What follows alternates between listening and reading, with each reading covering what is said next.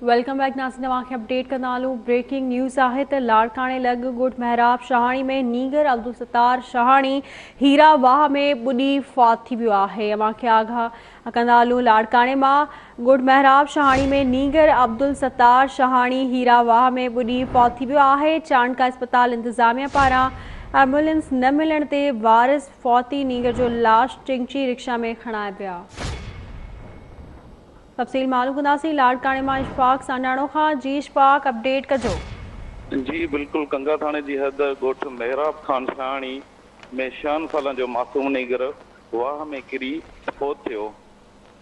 ॻोठ ॿाहिरां मीरो वाह में वेंजंदे 6 साला मासूम नीगर अब्दुल सत्तार शहाणी ॿुॾी बेहोश थी पियो, जंहिंखे वारसनि पारां खणाए चाणका अस्पताल जे इमरजेंसी वार्ड में आंदो वियो। डॉक्टरनि पारां नीगर अब्दुल सत्तार शहाणी जी फौत थियण जी तस्दीक कई, जंहिंखे एम्बुलेंस न मिलण जे करे वारस मासूम नीगर खे चिंची रक्षा ज़रिए पंहिंजे घर खणाए विया। घर पहुचण ते कोहराम मची वियो। जी महिरबानी तव्हांजी इशफाक अपडेट करण लाइ।